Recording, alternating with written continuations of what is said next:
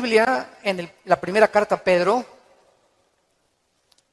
1 de Pedro capítulo 4, 1 de Pedro capítulo 4, versículo 12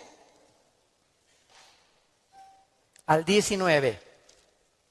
1 de Pedro 4, versículos 12 al 19. Amados, no se sorprendan del fuego de prueba que os ha sobrevenido, como si alguna cosa extraña les aconteciera, sino gócense por cuanto son participantes de los padecimientos de Cristo, para que también en la revelación de su gloria se gocen con gran alegría. Si son vituperados por el nombre de Cristo, son bienaventurados, porque el glorioso Espíritu de Dios reposa sobre vosotros. Ciertamente de parte de ellos, Él es blasfemado, pero por vosotros es glorificado. Así que ninguno de ustedes padezca como homicida, o ladrón, o malhechor, o por entremeterse en lo ajeno.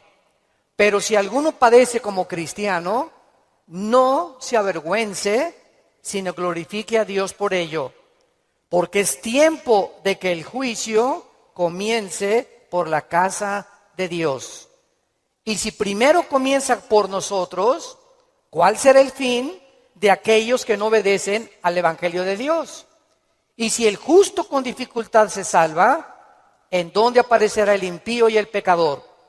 De modo que los que padecen según la voluntad de Dios, encomienden sus almas al fiel Creador y hagan el bien.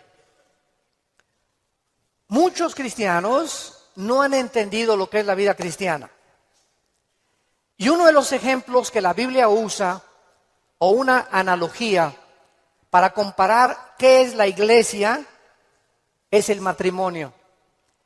Y en el matrimonio, muchos de ustedes que también están recién casados, tenemos siempre ideas de las telenovelas y fueron felices el príncipe y su amante, o su amiga o su esposa, por los siglos de los siglos.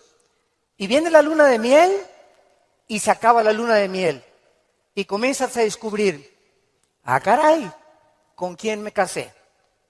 O ah caray, yo no sabía, chiquita, que tenías ese genio. Y yo no sabía que eras tan flojo. Ni sabía que dejabas tus calcetines que huelen a queso manchego cuando te levantas de la cama.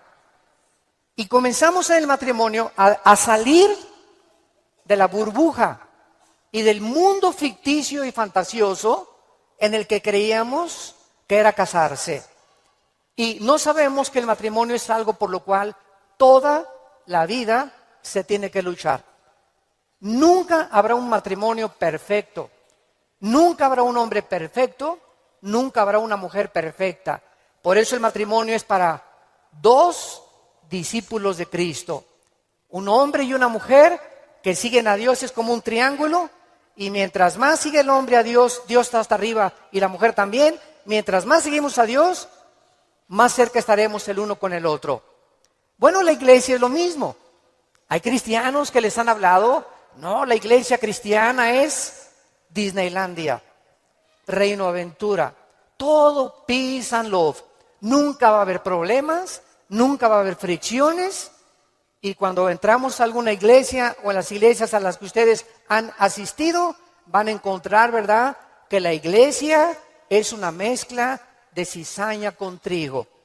Que la iglesia es un cuerpo de creyentes mezclados con personas que han entrado del mundo y que entre nosotros necesitamos entender que va a haber fricciones, malos entendidos, contiendas, que doña Pachita ya le hicieron cara de hamburguesa y no quiere regresar.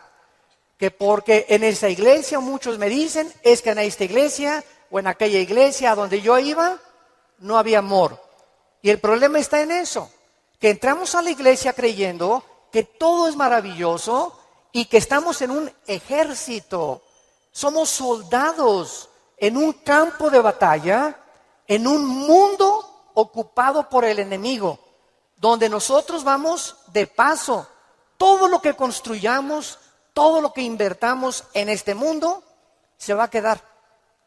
Y cuando este mundo sea destruido, lo único que va a sobrevivir son las almas. Son las almas. Y esta es la razón por la cual debemos vivir por las almas y poner como prioridad las almas que Jesucristo ganó en una cruz con su propia vida. Todos los cristianos vamos a experimentar pruebas.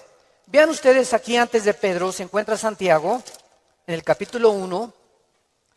Santiago era hermano de Jesucristo. Fue uno de los hermanos de Jesucristo, Santiago. Y él está escribiéndoles a los cristianos que comenzaron a ser perseguidos por el Imperio Romano. Y vean ustedes el consejo que Santiago comienza a delinear. Santiago 1, versículos 2 y 3. Hermanos míos, tengan por sumo gozo cuando se hallen en diversas pruebas, sabiendo que la prueba de vuestra fe produce paciencia. Sabemos entonces que todos nosotros vamos a ser examinados por Dios. Las pruebas, que son muchas, hay familiares pruebas en tu iglesia, en tu trabajo, con tus amistades, como matrimonio, con tus finanzas. Dios prueba el corazón. Y dice Santiago, no se sorprendan, no se maravillen de que de repente hay muchas pruebas. Y en lugar de que la oposición y las pruebas puedan menguar nuestro ánimo, dice Santiago, ¿verdad? Está probándose nuestra paciencia y nuestra fe. Vean ahora aquí, le damos vuelta a primera de Pedro, otra vez, capítulo 1. Y dice el versículo 6 y 7, en lo cual vosotros se alegran ahora, aunque un poco de tiempo. Si es necesario, tengan que ser afligidos en diversas pruebas, para que sometida a prueba vuestra fe, mucho más preciosa que el oro, o sea, ¿por qué tiene que probar Dios nuestra fe? Porque es lo más valioso que Dios nos ha regalado. Lo más grande que tenemos es la fe.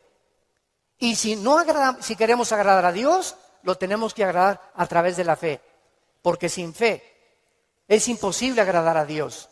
Por lo cual tenemos que entender por qué vienen pruebas, por qué me robaron mi coche, por qué tuve este problema con mi esposa, por qué este problema con mis hijos, por qué este problema en la iglesia, por qué este problema en el trabajo, por qué está el mundo ahorita como una olla hirviendo, donde las naciones están a un punto de una conflagración internacional. Aunque sabemos bíblicamente que si explota una guerra en Europa o en el Medio Oriente, no es todavía la tercera guerra mundial. En estos últimos meses, todas las invitaciones que he recibido han sido en radio, en televisión, con iglesias, con alianzas de pastores, para explicarles que esta guerra no es la tercera guerra mundial, que la Biblia nos habla claramente que falta mucho para la tercera guerra mundial y que este es lo que va a pavimentar el camino para el surgimiento del anticristo en el Medio Oriente. Entonces, estas pruebas, dice la Biblia, son importantes porque nuestra fe es la que tiene que ser probada. Ya sea en el trabajo, en la escuela, en el vecindario, etcétera, etcétera. Estamos rodeados de personas que no les caes bien porque eres cristiano. Estás rodeado de amigos que cuando les comienzas a decir que eres cristiano, te van a comenzar a perseguir y a burlar. Porque el mundo está bajo el control del maligno y nosotros vamos de paso nada más. Somos un ejército que venimos a resistir al mal. No nos mandó Dios a terminar con el mal. Nos mandó a resistir hasta que Cristo venga. Se acabarán entonces las guerras y podremos recibir las coronas de gloria. Ahora, muy bien, en esta sección se nos advierte, en la de Primera de Pedro, acerca de otra prueba. Regresamos al capítulo 4, Primera de 4, versículo 12. Y esta prueba es especial, porque le llama el Espíritu Santo fuego de prueba. ¿Qué hace el fuego? ¿Qué hace el fuego? Purifica. El fuego purifica y saca el verdadero valor. Las pruebas que nos vienen a nosotros es precisamente cuando un maestro no te hace exámenes. ¿Cómo vas a ver el maestro si tú estás calificado para pasar a la preparatoria? Forzosamente tenemos que ser examinados, ¿verdad? Con pruebas. Ahora tú te puedes preguntar, ¿qué Dios no sabe si voy a pasar o no voy a pasar la prueba? ¿Para qué nos hace pruebas Dios? Los maestros, yo entiendo que es para saber el coeficiente intelectual o la intelectualidad o el conocimiento que tienen los alumnos. Pero Dios, ¿por qué nos prueba? ¿Cuál es la respuesta? Dios sabe lo que hay en tu corazón, pero Él quiere que nosotros sepamos lo que hay en nuestro corazón. Que descubramos a través de las pruebas cuánta maldad hay dentro de nosotros.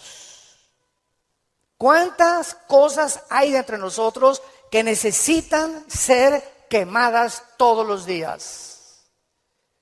Cuántas cosas hay dentro de nosotros porque aunque seamos cristianos, seguimos teniendo el potencial de ir en contra de las leyes de Dios. Por eso dice en Gálatas 5, las obras de la carne son esto y esto y esto: fornicación, adulterio, borracheras, drogadicto, hechicerías, ocultismo, etcétera, etcétera. Un cristiano puede caer en las cosas que él practicaba antes de que fuera cristiano, si el cristiano abandona a Dios. Y cuando descubrimos la maldad que hay dentro de nosotros, ¿qué podemos hacer? Gritar como Pablo en Romanos 7, miserable de mí, en mí no mora el bien. El bien que quiero hacer no lo hago, lo que no quiero hacer, eso hago. Entonces encuentro que en mi mente me dice, no fumes. El cigarro te va a molar los dientes, la lengua, la faringe, el esófago, la tráquea, los pulmones, el corazón. ¿Y por qué sigo fumando? Veo otra ley. Mi mente me dice, estás mal, pero mi corazón me dice, hazlo. Y mi carne le gana a mi razonamiento. Y entonces Pablo dice, miserable de mí, y dichosos los que han descubierto esto. Oh Dios mío, ¿por qué volví otra vez a prender el canal de la pornografía? Yo no quería ver esa pornografía. ¿Por qué caí ayer con mis amigos y me emborraché la semana pasada? Soy cristiano, ¿por qué lo hice? ¿Por qué le grité a mi esposa como le debía haber gritado? No debía haberle gritado. ¿Por qué lo hice? Y qué mal nos sentimos cuando comenzamos a descubrir esa maldad. Y qué buen síntoma es que digas, ¿por qué lo hice? Eso muestra que tenemos al Espíritu Santo, que nos está redarguyendo, que nos está diciendo, esto que hiciste está mal. Antes lo hacías y no te importaba y te dormías ni pedías perdón. Pero ahora cuando pecamos nos damos cuenta, nos entristecemos, nos llenamos de una ansiedad tremenda en el corazón porque no tenemos paz. Es la paz que nos quita Dios hasta que vengamos a la cruz y le pidamos perdón y la sangre de Cristo nos limpia de todo pecado. Pero esta es la razón por la cual las pruebas Dios nos las manda, para que vayamos evaluándonos honesta, íntegra y sinceramente en qué nivel nos encontramos de espiritualidad. Vayamos a Santiago capítulo 1 otra vez con este versículo y vamos a ver algunas verdades prácticas antes de desarrollar el pasaje que acabamos de leer. Veamos algunas verdades prácticas de las pruebas. En primer lugar, las pruebas son algo común en la vida cristiana.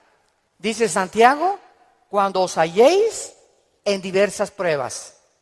En segundo lugar, estas pruebas, van a venir en diferentes categorías.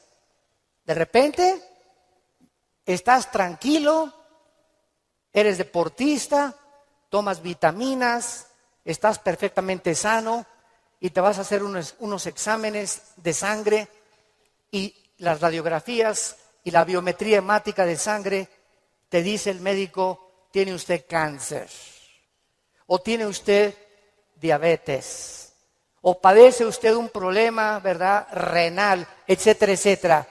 En el momento que oímos esta noticia, toda nuestra vida cambia. En ese momento dices, ¿qué me está pasando? ¿Cómo me pudo suceder esto a mí? Fue una prueba de fuego. O de repente tu hijo cayó y chocó, o tu hija se mató, o tu esposo se murió, o se cayó tu casa, o se incendió tu coche. Nunca sabemos qué va a suceder el día de mañana. Entonces, tenemos que estar preparados para entender que estamos en un mundo donde somos vulnerables y donde cualquier cosa puede suceder y Dios lo va a permitir con un propósito siempre, siempre santo que va a resultar para un bien. Cuando oigas de ese accidente, de esa enfermedad y de ese problema, no lo entendemos. ¿Qué está pasando en la iglesia? ¿O qué pasó en mi casa? ¿O qué pasó con el gobierno? ¿O un golpe de estado? No entendemos cuando explota una bomba. Hay mucho humo y no se puede entender qué es lo que está pasando. ¿Qué verdad? No hay verdad. ¿Será mentira? ¿Será melón? ¿Será sandía? Y no es hasta que el humo se va, pasa una semana o 2 semanas, cuando comienzas a ver y a entender. Si tú en esa prueba, escúchame muy bien, durante esa prueba que estás atravesando, no te sueltas, pase lo que pase en tu vida. Si tú no te sueltas de Cristo, no te imaginas cómo Dios te va a bendecir, te va a fortalecer y vas a madurar espiritualmente como no te imaginas. ¿Qué se probó cuando te dijeron que estabas enfermo? ¿Qué se probó cuando oíste que te robaron tu coche? ¿Qué se está probando cuando perdiste el trabajo? Se está probando nuestra fe. ¿Cuánto confiamos en Dios? Cuando se va tu esposa o te abandona su esposo, ¿qué vas a hacer? ¿Te vas a recurrir a las drogas? ¿Te vas a emborrachar? ¿Vas a renegar contra Dios? ¿Para eso soy cristiano? ¿Me quitaron mi trabajo? ¿Por qué si yo diezmo regularmente me quitan mi coche? Dios, yo no lo entiendo.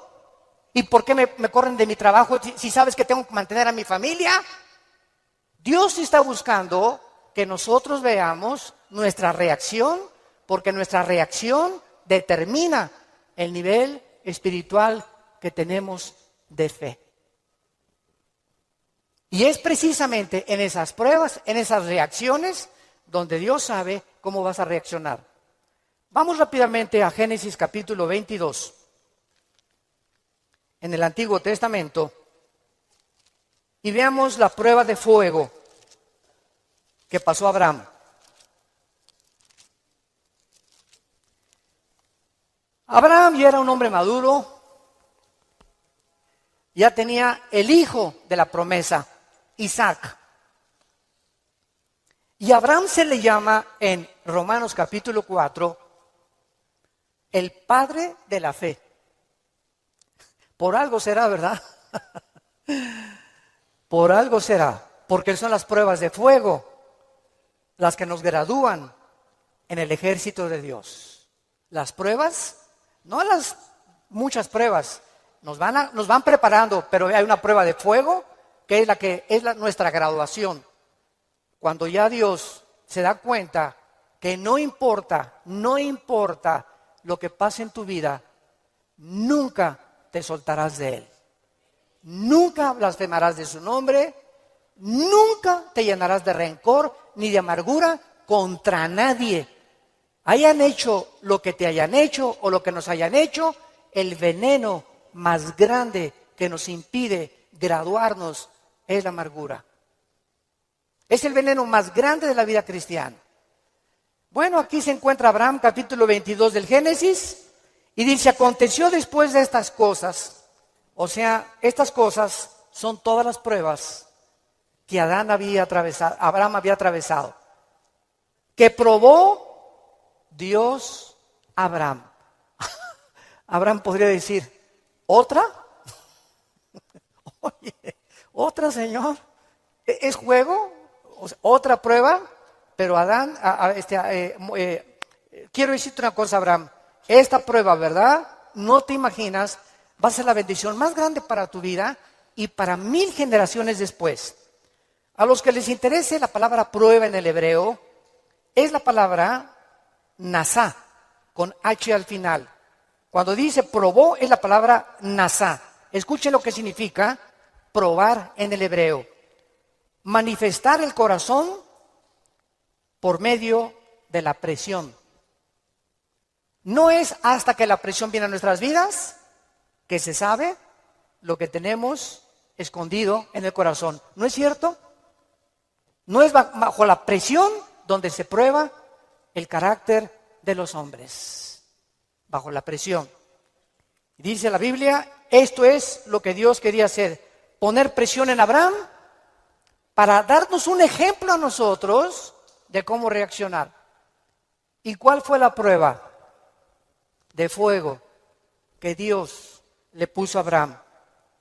Dame a tu hijo Isaac, versículo 2. Señor, no te oí bien. Creo que me está fallando el oído. ¿Qué dijiste? Que me des a tu hijo. Señor, ¿estás bien? ¿No necesitas un mejoral? ¿Me estás hablando? ¿Eres tú? ¿No será un demonio el que me estará hablando? Señor, tú me dijiste que este hijo era el hijo de la promesa, no era Ismael. Tú me prometiste que era Isaac y la semilla de Isaac, el esperma de Isaac, la descendencia de Isaac, donde el Mesías, el Salvador que has prometido, iba a venir. ¿Cómo me lo pides? ¿Y cuál es la respuesta de Isaías 55, 8 y 9? Mis pensamientos no son vuestros pensamientos, y mis caminos no son vuestros caminos, ovejas santas, amadas de Dios. Así como los cielos son más altos que la tierra y mis pensamientos más altos que ustedes, así es como yo tengo que pensar para que ustedes comiencen a entender que yo no pienso como ustedes y que la fe es mantenerte de pie y seguir creyendo aunque no haya explicación inmediata.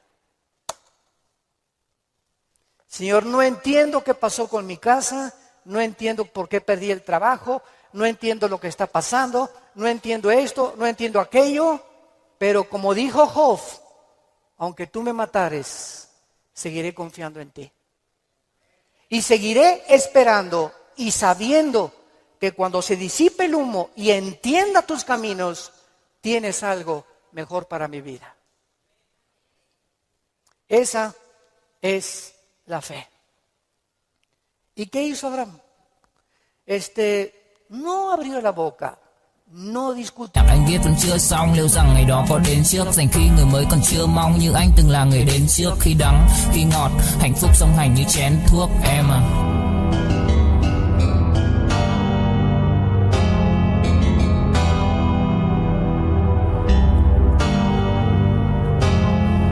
Đầu em lúc nào cũng đơn giản, em ca từ anh chỉ mộc mạc, không cần quá nhiều điều cao siêu, mọi thứ bắt nguồn từ gốc gác, không phải bông đùa hay chốc lát, càng không tự nhiên mà bộc phát, là bao nhiêu ngày tháng suy tư và thể chẳng anh dần hốc hác. Em hâm em ngu si, anh âm thầm như cu ly, chỉ biết yêu em không chủ ý, dù em nhạt nhẽo chẳng thú vị, khóe mắt của em là vũ khí, nhìn em vui vẻ đã đủ cười, không dám.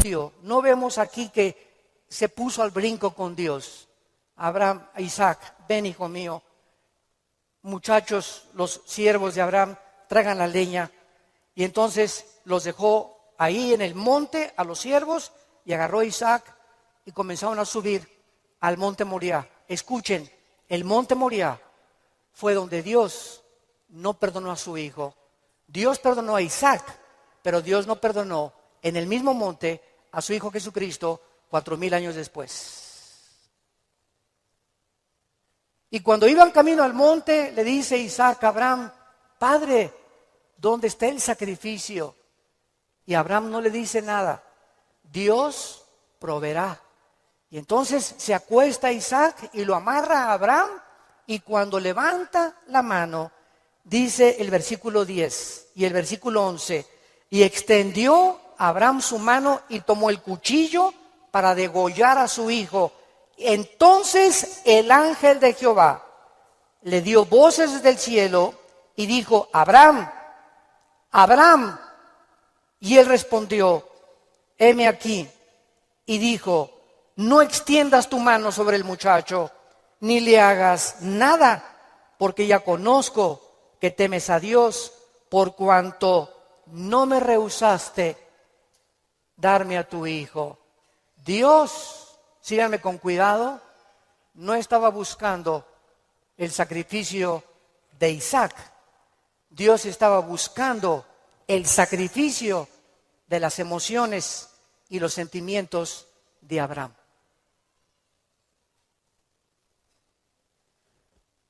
Abraham tenía que pasar la prueba de morir a sus emociones y a sus sentimientos y amar a Dios con todas sus fuerzas y con todo su corazón, escúchenme, más que a su hijo.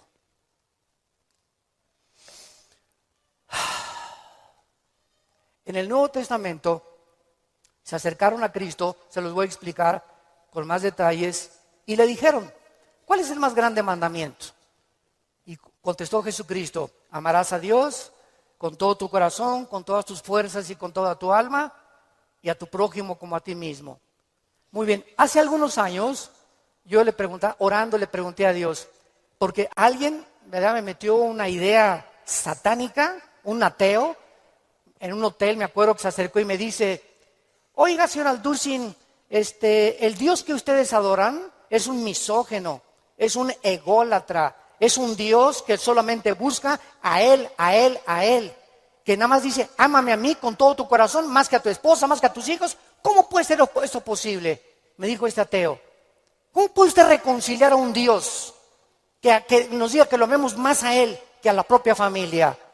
Y entonces me fui muy confundido.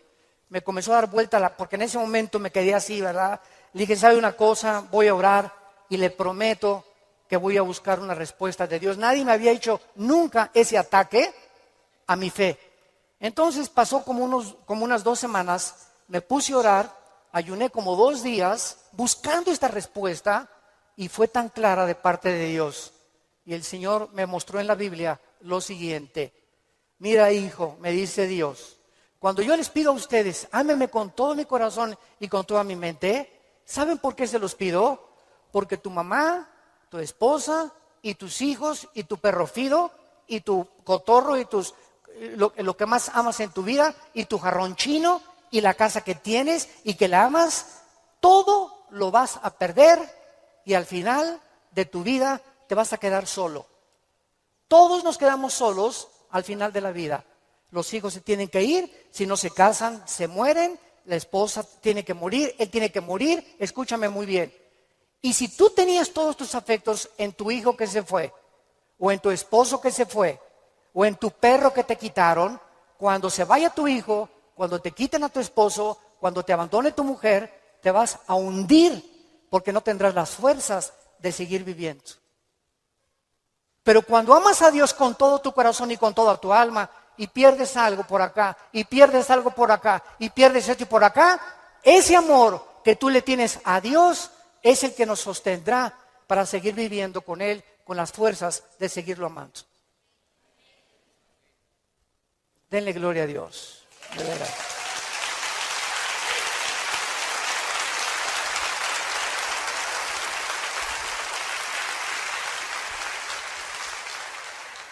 La fe es creer aunque no entendamos. Si Dios lo dijo, tiene una razón. Detrás de cada mandamiento de Dios se encuentra la sabiduría de Dios.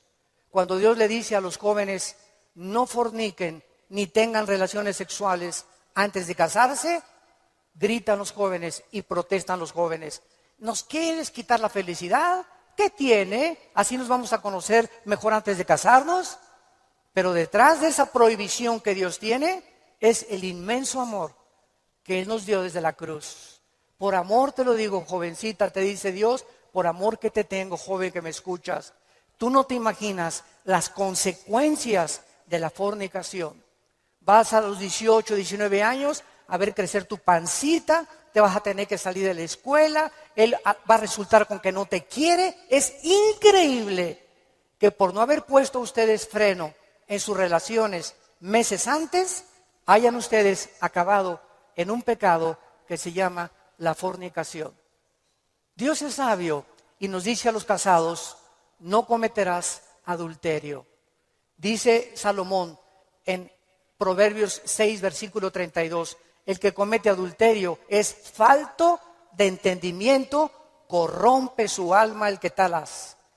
El que comete adulterio echa a perder su matrimonio, sus hijos, los celos, la infidelidad, que tarda años en poder levantarse. ¿Y todo por qué? Por tu ego, por tu orgullo, por tu vanidad de querer irte con una muchacha más joven o con otro hombre sin tomar en cuenta a tu propia familia. Es el ego siempre el enemigo de nuestro Dios. Dios sabe por qué nos da las provisiones que nos da, porque nos ama y quiere lo mejor para nuestra vida. Y finalmente aquí en estas verdades prácticas en Santiago encontramos también, ¿verdad?, que las pruebas prueban la fe que tenemos y la fe nos muestra cuánto confiamos en Dios. Dice en el Salmo capítulo 11, versículo 1 y 2. En Jehová he confiado. ¿Cómo decís a mi alma que escape al monte cual ave? Porque aquí los malos tienden el arco, disponen sus saetas sobre la cuerda para asaetear en oculto a los rectos de corazón.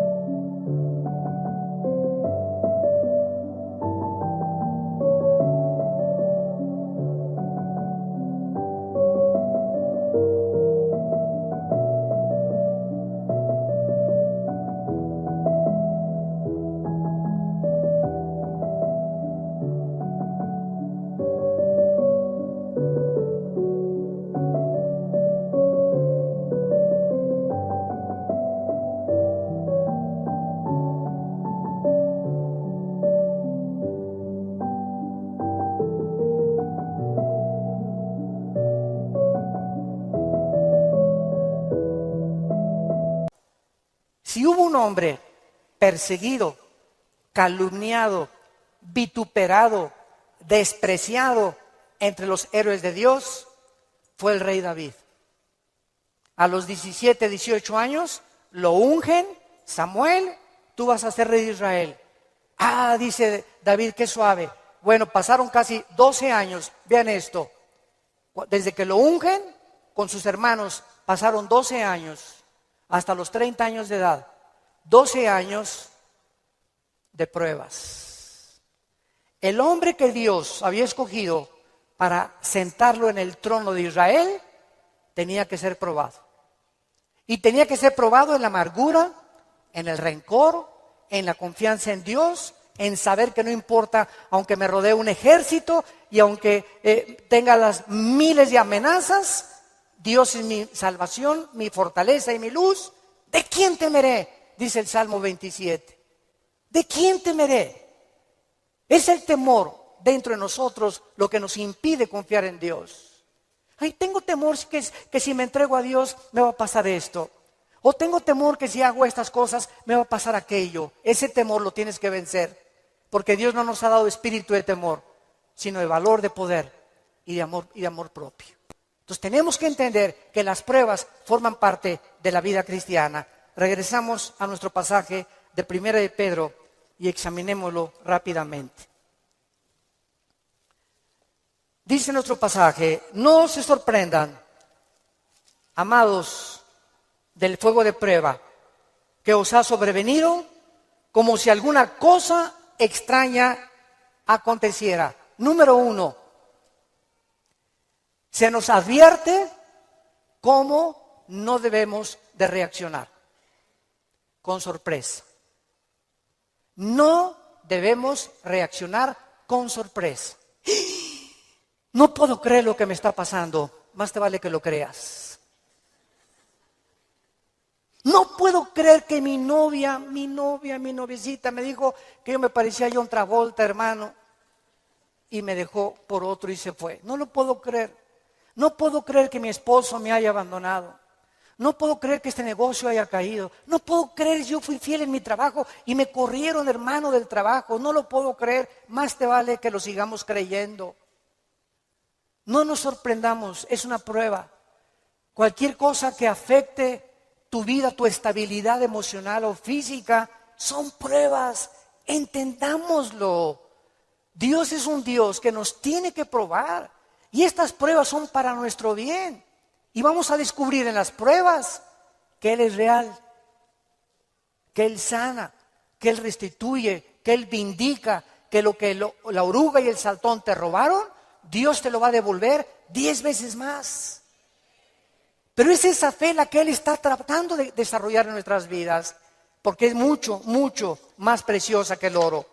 Dice en 1 Pedro 5:10, mas el Dios de toda gracia, que nos llamó a su gloria eterna en Jesucristo, escuchen bien, santos de Dios, después que hayáis padecido, ¿cuánto tiempo? No toda la vida es la Inquisición por el amor de Dios. No toda la vida como llegó una hermana, ay, pastor, ¿qué le pasa a doña Chole? Pues sigo con pruebas. Hermana, tengo 5 años que la conozco y usted ya le ganó a Job.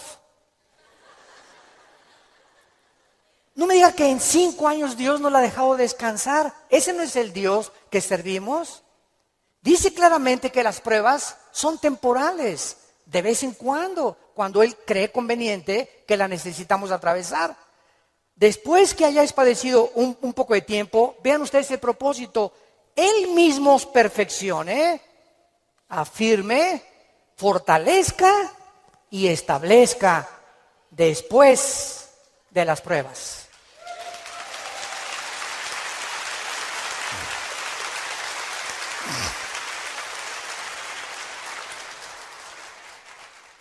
Ahora, veamos lo que tenemos que hacer.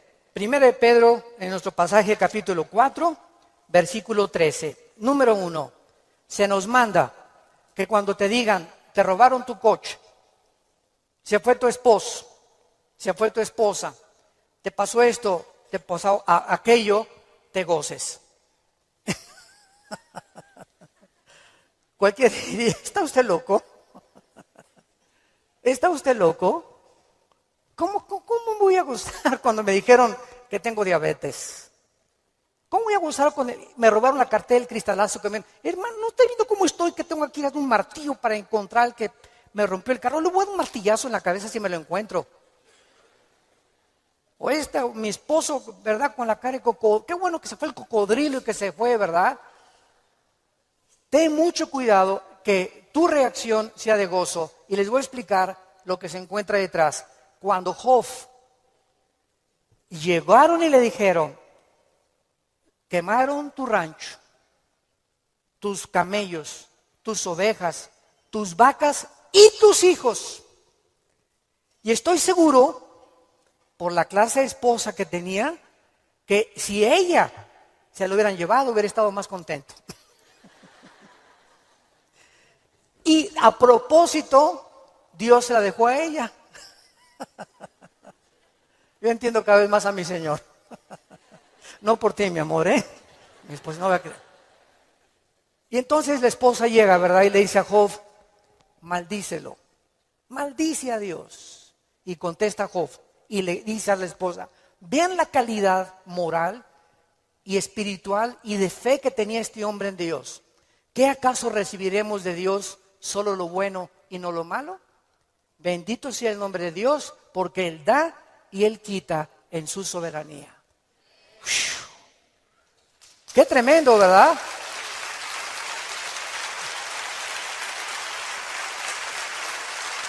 Qué tremendo. Entonces, en ese momento, cuando somos asaltados por dudas y malas noticias, en otras palabras, porque son malas noticias, en ese momento tengamos mucho cuidado de no permitirle a nuestro corazón que nos gobierne la lengua, porque de la abundancia del corazón habla la boca. Entonces, en lugar de proferir maldiciones o acusaciones, o eres tú Dios, o compartirlo con otras personas, híncate. Filipenses 4, 6 y 7. Híncate y dale a conocer a Dios. Señor, no entiendo lo que está pasando. No entiendo por qué me pasó esto. ¿Por qué esta enfermedad? Oh Dios, no entiendo, pero quiero seguir confiando en ti. Solo te pido que mientras esto pasa y no lo entiendas, me fortalezcas y me muestres. Phúc đâu cần chỉ cho phút bắt đầu. Nhớ đến cái lúc còn gió sương vơi đầy. Nhớ hình bóng người nào đó vương nơi này. Trong vài khoảnh khắc mong có được đôi tay ấy cổ lau đi bầm ly khi nào thưởng hơi cay. Xa một người và bước qua cuộc đời không phải xa đi vĩnh viễn mà chúng ta chỉ tạm chịu lấy đau. Phút ngày mau tìm đợi nhau, phút ngày sau đừng về nơi hoàng tuyển và có hoa bỉ ngạn.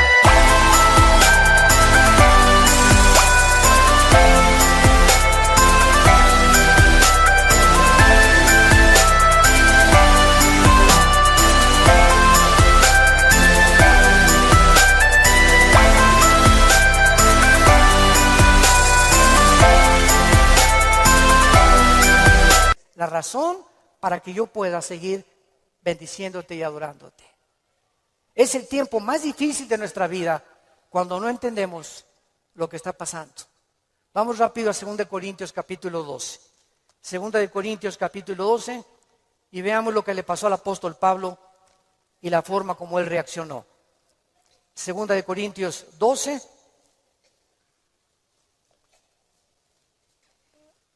Pablo fue uno de los pocos hombres, junto con Enoc y Elías y el apóstol Juan, que subieron al cielo. En el Nuevo Testamento, Pablo y Juan fueron los dos únicos apóstoles que subieron al cielo sin morir. Fueron sacados de su cuerpo espiritualmente. Y Pablo lo llevó Dios al tercer cielo, donde habita Dios. Y cuando Pablo regresó a la tierra, su espíritu salió de su cuerpo y su espíritu volvió a entrar a su cuerpo.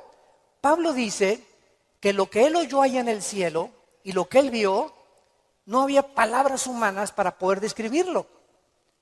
Y como fue una experiencia tan impresionante, pero tan grande, que cabía la posibilidad, dada la naturaleza humana pecaminosa que aún tenemos, Dios tuvo que darle una prueba a Pablo y ponerle un aguijón en su cuerpo físico, alguna enfermedad. Y esta enfermedad no sabemos qué es. Algunos han especulado que era algún problema oftalmológico, porque dicen Gálatas, mira con cuán grandes letras les escribo. Bueno, no sabemos, ¿no? Entonces Pablo tenía algo en su cuerpo que lo atormentaba. Y se hincó delante de Dios y le dijo: Señor, quítame este aguijón. No, Pablo. Señor, te ruego, quítamelo. No, Pablo. Señor, te lo imploro con mi corazón. Si quieres me voy a la villa y de vuelta de rodillas. Hago lo que tú quieras. Quítame este aguijón. Y Dios le contesta y le dice en el versículo 9: y el Señor me ha dicho: bástate mi gracia. ¿Por qué? Porque mi poder, y lo traduzco en el original griego, está en presente continuo. Mi poder se está perfeccionando a través de esta dolencia física que he permitido que tú tengas. Mi poder se está perfeccionando mientras tú estás sufriendo esta enfermedad en la que estás atravesando.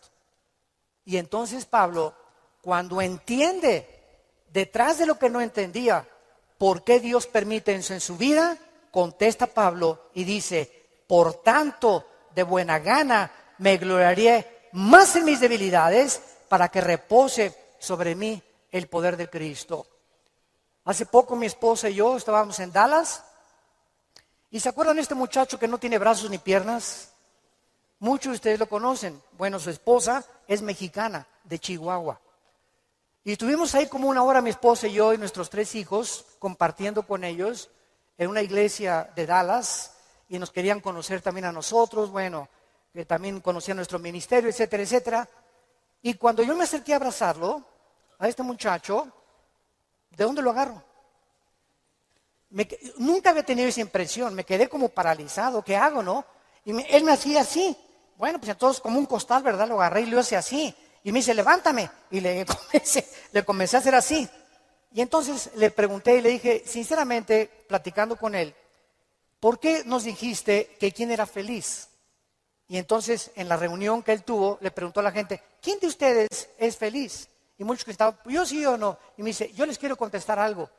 Dios permitió que naciera sin brazos y sin piernas para que yo fuera un testimonio que la felicidad no se encuentra en estar completo, sino en tener el poder de Dios viviendo en tu vida.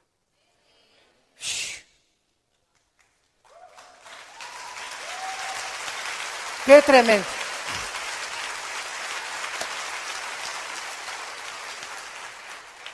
Mi esposa y yo nos bañamos de lágrimas.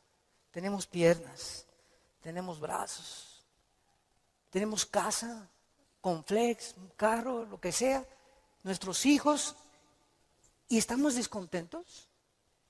Teniendo contentamiento, teniendo sustento y abrigo, estamos contentos porque estamos vivos. Nosotros estamos completos y él era más feliz que la mitad de los que fueron a escucharlo. Él riéndose, y era una felicidad, ¿no es cierto, Marta? Un gozo sincero. Él no estaba fingiendo, él estaba lleno del poder de Dios. Y transmitía en sus ojos esa paz, ese contentamiento, esa aceptación. Él dijo que a los 12 años se quiso suicidar porque todavía no había aceptado a Cristo. Y se metió y dice, ¿cómo me suicido? ¿Con qué? Ni modo que agarre una pistola y le haga así, ¿verdad? Se metió a la tina del baño y con la boca abrió la llave y se quería morir ahogado. Y cuando estaba el agua subiendo, muchos de ustedes que ya no han oído su testimonio, yo lo traigo grabado en mi iPhone, dice que en ese momento dijo, si yo me quito la vida, nunca podré compensarles a mis padres y los haré culpables a mis padres porque siempre se lamentarán porque yo nací así y si hay un Dios, nunca conoceré el propósito por el cual permitió que yo naciera sin brazos y sin piernas. Y apagó la llave y le dijo, yo no entiendo, al año se convierte a Jesucristo. Y ha ganado millones de almas. Dios dicen que hay uno entre 15 o 20 millones de seres humanos que nacen así. A este muchacho Dios lo escogió Dios para dar un mensaje al mundo. La felicidad no está en el dinero, ni en tener salud, ni en tener casa, ni en tener vehículos, sino si tú tienes a Jesucristo y la paz de Él que sobrepasa todo entendimiento.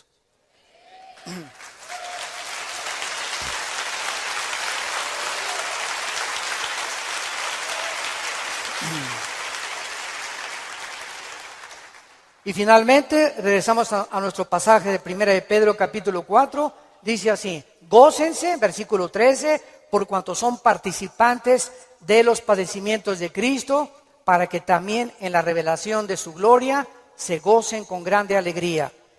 En penúltimo lugar, las pruebas nos están haciendo parecernos más a Jesús.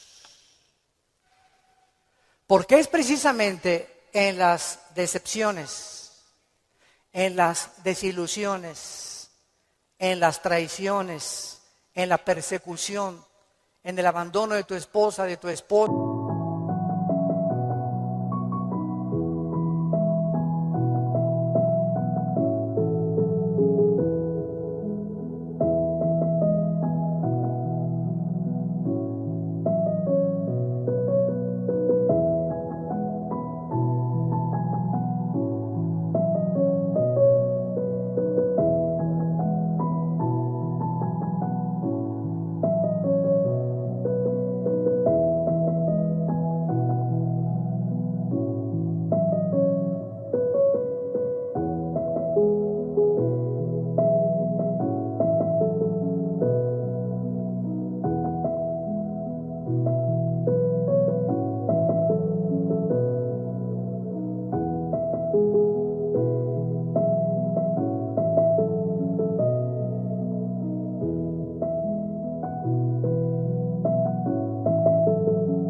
En la muerte, etcétera, etcétera, en todas estas cosas que forman parte de la vida, donde comenzamos a entender que no nos sorprendamos, estamos en un mundo muy feo, donde el pecado abunda.